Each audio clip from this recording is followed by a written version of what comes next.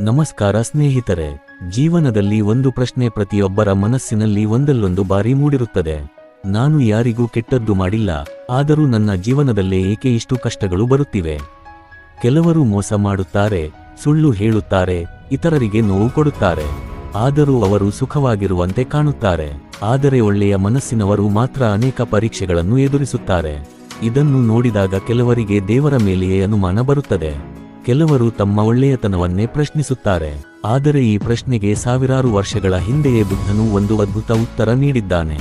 ಇಂದು ನಾವು ತಿಳಿದುಕೊಳ್ಳೋಣ ಯಾಕೆ ಒಳ್ಳೆಯವರಿಗೆ ಹೆಚ್ಚು ಕಷ್ಟಗಳು ಬರುತ್ತವೆ. ಬುದ್ಧನ ದೃಷ್ಟಿಯಲ್ಲಿ ಅದರ ಅರ್ಥವೇನು? 1. ಕಷ್ಟಗಳು ಶಿಕ್ಷೆಯಲ್ಲ, ಪಾಠಗಳಾಗಿವೆ.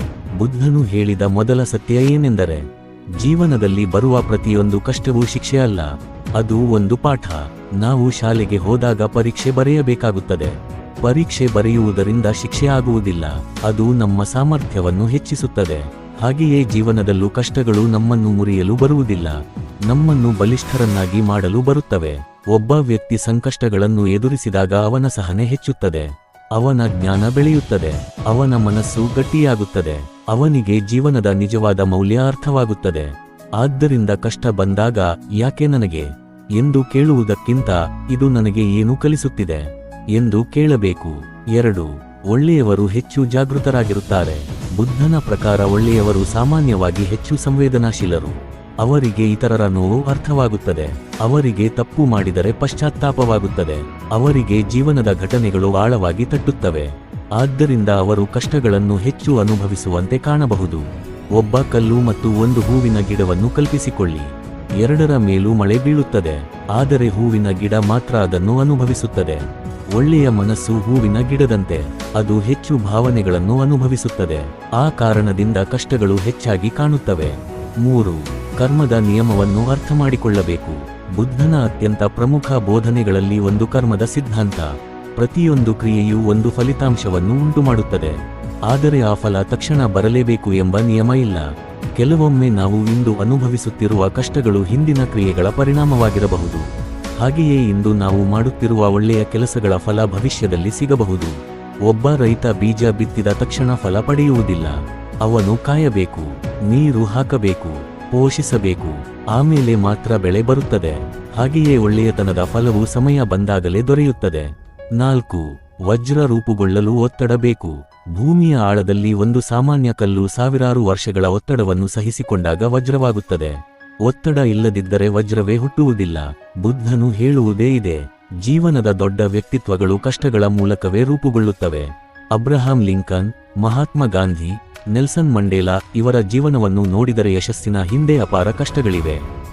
ಕಷ್ಟಗಳು ನಮ್ಮ ಶತ್ರುಗಳಲ್ಲ, ಅವು ನಮ್ಮ ವ್ಯಕ್ತಿತ್ವವನ್ನು ಕೆತ್ತುವ ಶಿಲ್ಪಿಗಳು. 5. ಒಳ್ಳೆಯವರು ಬದಲಾಗಲು ಸಿದ್ಧರಾಗಿರುತ್ತಾರೆ. ಕೆಟ್ಟವರು ತಮ್ಮ ತಪ್ಪುಗಳನ್ನು ಒಪ್ಪಿಕೊಳ್ಳುವುದಿಲ್ಲ, ಆದರೆ ಒಳ್ಳೆಯವರು ತಮ್ಮ ಜೀವನವನ್ನು ಸುಧಾರಿಸಿಕೊಳ್ಳಲು ಪ್ರಯತ್ನಿಸುತ್ತಾರೆ. ಆದ್ದರಿಂದ ಜೀವನ ಅವರಿಗೆ ಹೊಸ ಹೊಸ ಪಾಠಗಳನ್ನು ಕಲಿಸುತ್ತದೆ. ಒಬ್ಬ ವಿದ್ಯಾರ್ಥಿ ಮುಂದಿನ ತರಗತಿಗೆ ಹೋಗಬೇಕಾದರೆ ಹೊಸ ಪಾಠಗಳನ್ನು ಕಲಿಯಬೇಕು. ಹಾಗೆಯೇ ಆತ್ಮೀಯವಾಗಿ ಬೆಳೆಯುತ್ತಿರುವ ವ್ಯಕ್ತಿಗೆ ಹೆಚ್ಚು ಪರೀಕ್ಷೆಗಳು ಬರುತ್ತವೆ, ಏಕೆಂದರೆ ಜೀವನ ಅವನನ್ನು ಇನ್ನೂ ಎತ್ತರಕ್ಕೆ ಕರೆದೊಯ್ಯಲು ಪ್ರಯತ್ನಿಸುತ್ತಿದೆ. 6. ನೋವು ಅನಿವಾರ್ಯ, ದುಃಖ ಆಯ್ಕೆ. ಬುದ್ಧನ ಪ್ರಸಿದ್ಧ ಬೋಧನೆಗಳಲ್ಲಿ ಒಂದು, ನೋವು ಜೀವನದ ಭಾಗ, ಆದರೆ ದುಃಖವನ್ನು ಹಿಡಿದುಕೊಳ್ಳುವುದು ನಮ್ಮ ಆಯ್ಕೆ. ಒಂದು ಘಟನೆ ಸಂಭವಿಸಬಹುದು, ಯಾರಾದರೂ ನಮ್ಮನ್ನು ಮೋಸ ಮಾಡಬಹುದು, ನಾವು ಹಣ ಕಳೆದುಕೊಳ್ಳಬಹುದು, ನಾವು ಪ್ರೀತಿಸಿದವರನ್ನು ಕಳೆದುಕೊಳ್ಳಬಹುದು. ಇವೆಲ್ಲ ನೋವು, ಆದರೆ ಆ ನೋವಿನ ಬಗ್ಗೆ ವರ್ಷಗಳ ಕಾಲ ಯೋಚಿಸುತ್ತಾ ಬದುಕಿದರೆ ಅದು ದುಃಖವಾಗುತ್ತದೆ.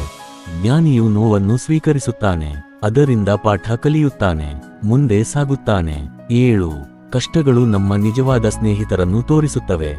ಎಲ್ಲವೂ ಚೆನ್ನಾಗಿರುವಾಗ ನಮ್ಮ ಸುತ್ತ ಹಲವರು ಇರುತ್ತಾರೆ, ಆದರೆ ಕಷ್ಟ ಬಂದಾಗ ಯಾರು ನಮ್ಮ ಜೊತೆ ನಿಲ್ಲುತ್ತಾರೆ ಎಂಬುದು ಗೊತ್ತಾಗುತ್ತದೆ.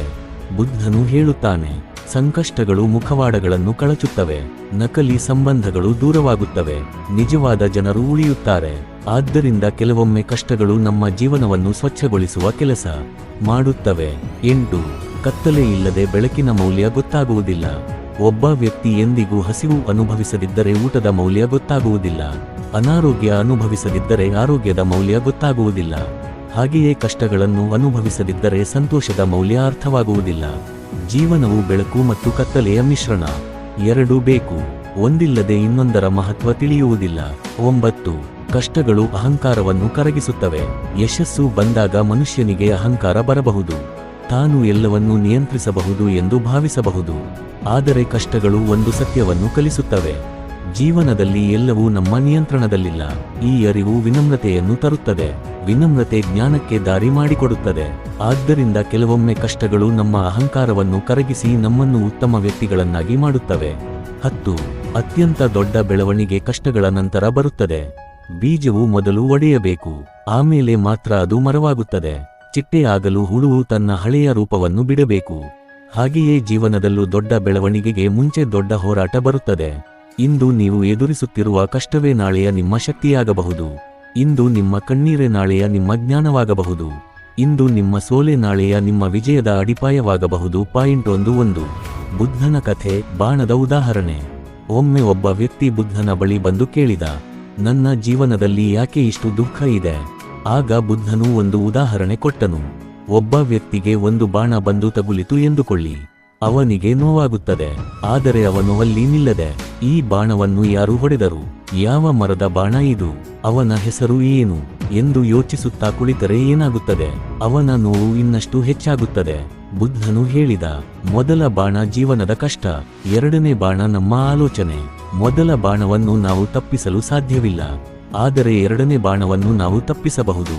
ಅಂದರೆ ಕಷ್ಟಕ್ಕಿಂತ ಅದರ ಬಗ್ಗೆ ನಾವು ಮಾಡುವ ಅತಿಯಾದ ಚಿಂತನೆಯೇ ಹೆಚ್ಚು ನೋವು ಕೊಡುತ್ತದೆ. 12. ಕೆಲವೊಮ್ಮೆ ಬ್ರಹ್ಮಾಂಡ ನಿಮ್ಮನ್ನು ಸಿದ್ಧಗೊಳಿಸುತ್ತಿರುತ್ತದೆ. ನಿಮಗೆ ದೊಡ್ಡ ಜವಾಬ್ದಾರಿ ಬರಬೇಕಾದರೆ ಮೊದಲು ನಿಮ್ಮ ಮನಸ್ಸು ಗಟ್ಟಿಯಾಗಬೇಕು. ಒಬ್ಬ ಯೋಧ ಯುದ್ಧಕ್ಕೆ ಹೋಗುವ ಮುನ್ನ ಕಠಿಣ ತರಬೇತಿ ಪಡೆಯುತ್ತಾನೆ. ಒಬ್ಬ ವೈದ್ಯನಾಗಲು ವರ್ಷಗಳ ಕಾಲ ಓದಬೇಕು. ಒಬ್ಬ ಪೈಲಟ್ ಆಗಲು ಅನೇಕ ಪರೀಕ್ಷೆಗಳನ್ನು ಪಾಸ್ ಮಾಡಬೇಕು. ಹಾಗೆಯೇ ಜೀವನದಲ್ಲೂ ದೊಡ್ಡ ಆಶೀರ್ವಾದಗಳ ಮೊದಲು ದೊಡ್ಡ ಪರೀಕ್ಷೆಗಳು ಬರುತ್ತವೆ. ಇಂದು ನೀವು ಅನುಭವಿಸುತ್ತಿರುವ ಕಷ್ಟಗಳು ನಾಳೆ ಬರುವ ದೊಡ್ಡ ಅವಕಾಶಗಳಿಗೆ ನಿಮ್ಮನ್ನು ಸಿದ್ಧಗೊಳಿಸುತ್ತಿರಬಹುದು. ಆದ್ದರಿಂದ ಕಷ್ಟ ಬಂದಾಗ ಅದನ್ನು ಶಾಪ ಎಂದು ಭಾವಿಸಬೇಡಿ, ಅದು ನಿಮ್ಮ ತರಬೇತಿ ಇರಬಹುದು. 13. ಬುದ್ಧನ ಪ್ರಕಾರ ಆಸೆಗಳೇ ಅನೇಕ ಕಷ್ಟಗಳ ಮೂಲ. ನಮಗೆ ಬೇಕಾದದ್ದು ಸಿಗದಿದ್ದಾಗ ನಾವು ದುಃಖಪಡುತ್ತೇವೆ. ನಮಗೆ ಇಷ್ಟವಾದದ್ದು ಕಳೆದು ಹೋದಾಗ ನಾವು ದುಃಖಪಡುತ್ತೇವೆ. ನಾವು ಬಯಸಿದಂತೆ ಜೀವನ ನಡೆಯದಿದ್ದಾಗ ನಾವು ದುಃಖಪಡುತ್ತೇವೆ. ಇದರ ಮೂಲ ಏನು? ಅತಿಯಾದ ಆಸೆ. ಬುದ್ಧನು ಹೇಳುತ್ತಾನೆ, ಆಸೆ ಕಡಿಮೆಯಾದಷ್ಟು ಮನಸ್ಸಿಗೆ ಶಾಂತಿ ಹೆಚ್ಚಾಗುತ್ತದೆ. ಇದರ ಅರ್ಥ ಕನಸುಗಳನ್ನು ಬಿಡಬೇಕು ಎಂದಲ್ಲ, ಆದರೆ ಫಲಿತಾಂಶಕ್ಕೆ ಅತಿಯಾಗಿ ಅಂಟಿಕೊಳ್ಳಬಾರದು. ನಾವು ಪ್ರಯತ್ನ ಮಾಡಬೇಕು, ಆದರೆ ಫಲ ಏನೇ ಬಂದರೂ ಅದನ್ನು ಸ್ವೀಕರಿಸುವ ಶಕ್ತಿ ಬೆಳೆಸಿಕೊಳ್ಳಬೇಕು. 14. ಕಷ್ಟಗಳು ನಿಮ್ಮ ನಿಜವಾದ ಶಕ್ತಿಯನ್ನು ತೋರಿಸುತ್ತವೆ. ನಿಮ್ಮ ಬಳಿ ಎಷ್ಟು ಶಕ್ತಿ ಇದೆ ಎಂಬುದು ಸುಖದ ಸಮಯದಲ್ಲಿ ಗೊತ್ತಾಗುವುದಿಲ್ಲ. ಬಿರುಗಾಳಿ ಬಂದಾಗಲೇ ಮರದ ಬೇರುಗಳ ಬಲ ಗೊತ್ತಾಗುತ್ತದೆ.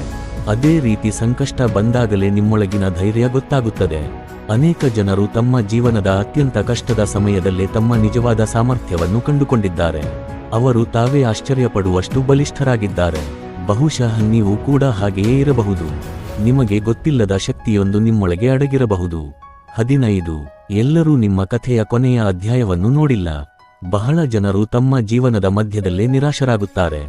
ಒಂದು ಸೋಲು ಬಂದರೆ ಎಲ್ಲವೂ ಮುಗಿದು ಹೋಯಿತು ಎಂದು ಭಾವಿಸುತ್ತಾರೆ. ಆದರೆ ಜೀವನ ಒಂದು ಅಧ್ಯಾಯದಿಂದ ಮುಗಿಯುವುದಿಲ್ಲ. ಒಂದು ಅಧ್ಯಾಯ ದುಃಖಕರವಾಗಿರಬಹುದು, ಆದರೆ ಮುಂದಿನ ಅಧ್ಯಾಯ ಸುಂದರವಾಗಿರಬಹುದು. ಬುದ್ಧನು ಹೇಳುತ್ತಾನೆ, ಯಾವುದೂ ಶಾಶ್ವತವಲ್ಲ. ಈ ದುಃಖವೂ ಶಾಶ್ವತವಲ್ಲ, ಈ ಕಷ್ಟವೂ ಶಾಶ್ವತವಲ್ಲ, ಈ ಕಣ್ಣೀರು ಶಾಶ್ವತವಲ್ಲ.